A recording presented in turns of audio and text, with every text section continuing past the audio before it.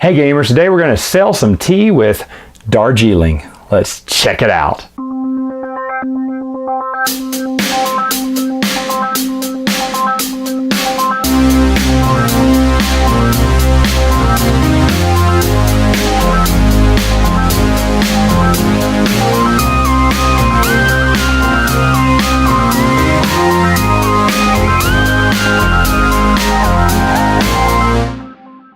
To set up the game, each player is going to get their own little player shield here where they're going to hide all their little tiles.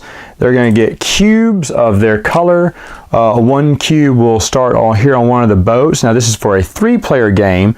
This is removable here and you can flip it over and see how many boats you need for how many players you're using. There's another strip in there for 4 to 5 players. And of course, they have these little extra little animal tokens you can use to kind of cover up the board for spaces where you're not using these beautiful wooden boats. Yes, so nice. First player will go here, second and third player will go there. They'll each have a little counting cube right there. They'll start the score tracker at 1. They'll each get a little push cart guy, I guess, who's pushing tea leaves around. He's about to collect some tea. The setup for the board is random. You just put out these tiles in this area here. The game has 3 suggestions for you: India, Sri Lanka, and China. I don't know how they determine what's what, but that's how you set it up. I have an India set up here. And then you draw tiles from the bag and then randomly put them out here. You're also going to have a stack of bonus cards here, and then the T point tracker, which is what it is here, and you'll basically just put it in any order there along this little track, cardboard track that just kind of fits into the board and is pretty steady. You have these little city pieces, by the way, who aren't tiles. They're actually wood, thick, nice wood tiles, but those represent cities in the game. So at the beginning of your turn, you're going to do the same thing. First off, you're going to count the bonus points that you have in your boats. As you see here, any cubes in the first boat are worth 1 point. Any cubes here are worth 2, 2, and then finally at the top, if there ain't worth there, they're worth 3. So in this case, blue would get 1 victory point. He'd move up 1 victory point on the tracker, and then he'd enter into the city. Now he can enter into the city on the very first turn wherever he wants to go, and he would just enter as long as from an outside edge. He'd move 1, take that tile, put it behind his player shield, and then draw into the bag and pull out another tile. Now, which almost looks exactly like it is the exact same tile. Wow, that's wild. Usually it doesn't happen. But anyway, now you always have to move. You may not stay in the same spot where you are. You always have to move. And then of course, let's say orange player goes next. They get 2 points for their 1 cube there. 1, 2. And then they move in on the board. Let's say they move here and they move 1, 2. Now, if they move an extra space, their first space is free, but if they move an extra space, they lose a victory point. So he'll lose a victory point, but he'll at least get this tile and then replace it from the bag with another tile and keep his man there.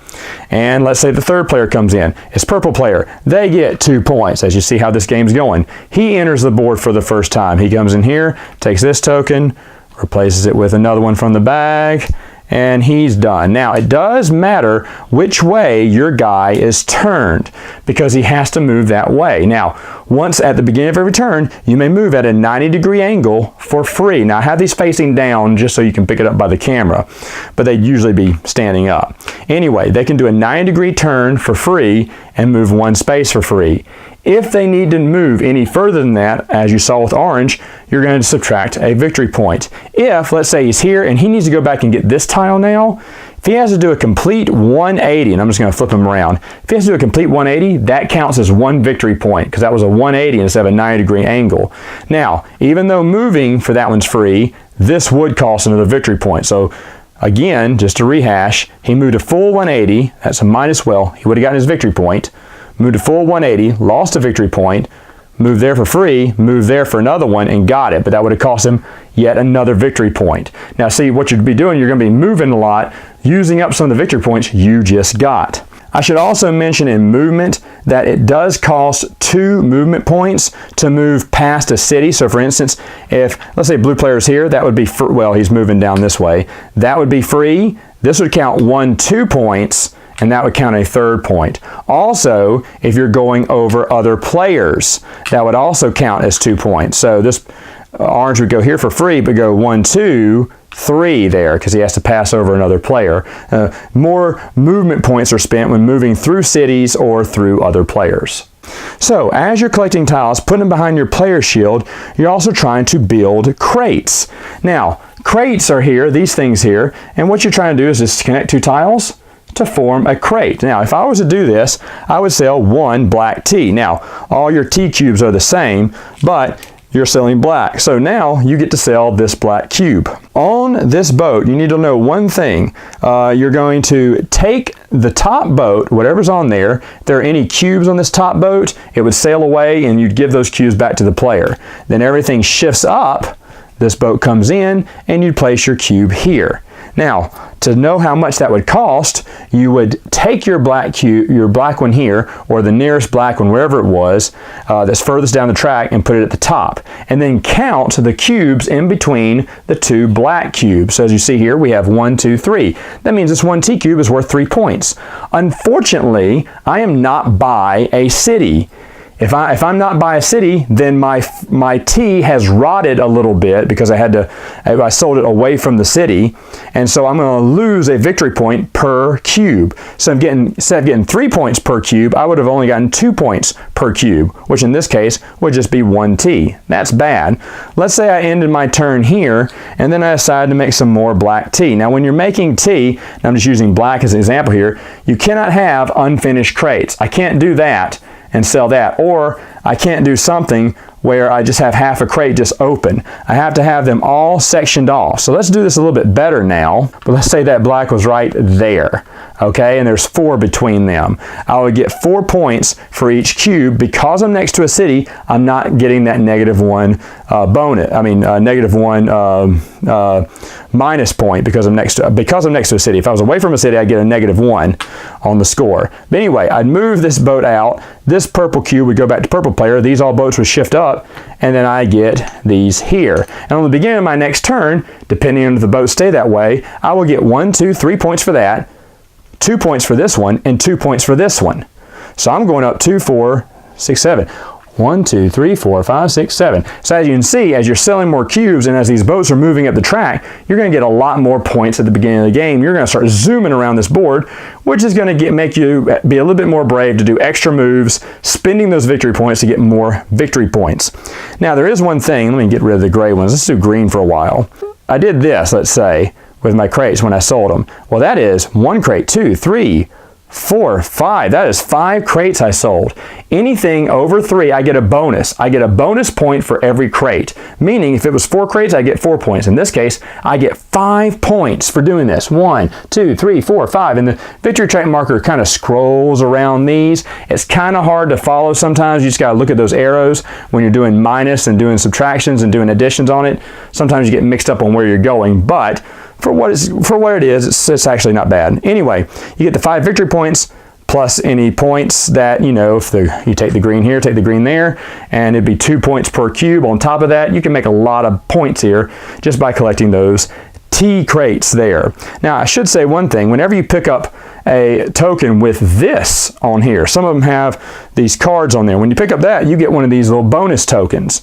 Now, what these bonus tokens do are 2 things. The first one is you can flip it over this way, and let's say Blue wanted to sell, but he wasn't near a city, and he didn't want his goods to rot. Well, he could play this token, and it's almost essentially as selling next to a city, and he would just cash it in. Or if he was next to a city while he was selling, maybe he'd want to flip it over and cash it in for that. You would get 2 times the amount on the score track shown. So again, if it was green, instead of getting 2 points, I'd play this and I get 4 points per cube. And that's 5 cubes I would have put down, which would have netted me 20 points. So you can see how these bonus cubes can really impact your game when you're moving around the city. So that's all you're doing, is getting points at the beginning from what's in your boat, then moving around, subtracting any points for additional movements, grabbing the tile, and if you can on that turn, make some tea, ship the top boat out, move some more cubes with your, let's say, purple wanted to sell something. He dumped that to orange and then put some of his purple cubes on there as well. So you'll be doing that and making sales. The game ends the moment someone gets to 100. When someone gets to 100, everyone stops and they count up any extra tiles they had behind their board. And any extra tiles they have behind their player shield are a -1. This prevents you from hoarding tiles in the game, which I love this. So you get -1 for all the tiles in your hand. So that'd be 1, 2, 3, 4, 5, 6, 7. I get -7 points. Everyone would subtract all their extra tiles, and whoever has the most points after that wins the game. Final thoughts, what do I think about the game? Folks, if you don't know, I love tea. I drink a lot of tea.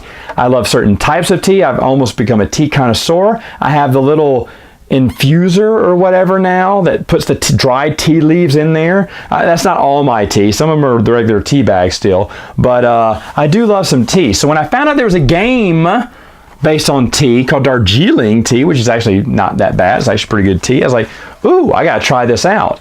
And you set it up, it's beautiful. The components are wonderful. The score track looks terrible, but I forgive it because it's simple and it's what the game needs. The gameplay is simple. Count points, go get a tile, spend victory points getting that tile you want, and hopefully making some spice to screw that other player who's about to get triple points on like 4 crates of tea they have up there.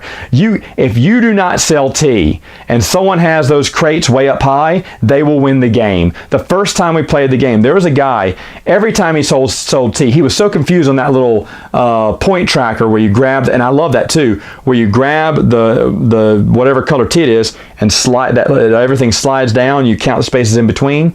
He could not do that. There was a million times where he put 2 blacks right together, or he had 1 in between, and he didn't sell by a city, so he got 0 points when he put them on the boat. He didn't score like 3 or 4 times that way. I want to say it was 4 times. But the thing was, as he kept selling tea and his boats kept moving up, he started getting double points and even triple points. Dude was making like 30 points, I think, every round. And the thing was, we were trying to, the other players were trying to put together big tea crates, and me too, because we wanted to get a big old haul of tea. And it backfired because in like 2 turns, I think that guy whizzed by us, not selling a single lick of tea, just having that tea stuck on the boats, and made it to 100 before anyone could do anything about it.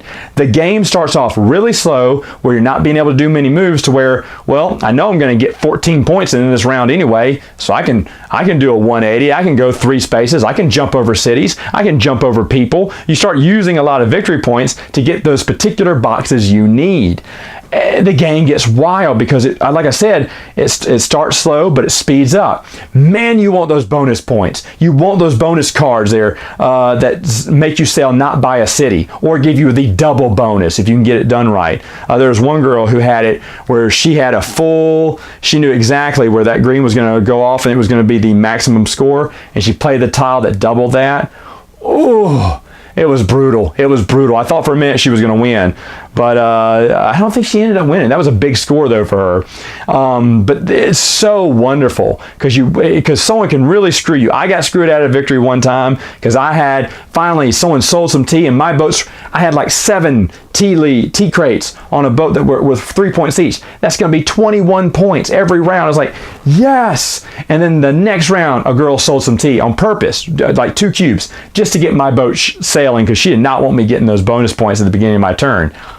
So much strategy. This game, it says it takes 60 minutes to play. That's a lie. It takes 30 minutes to play with 4 people who know what they're doing. The game, it may not even take 30 minutes even. I don't even know if it took us 30 minutes, maybe.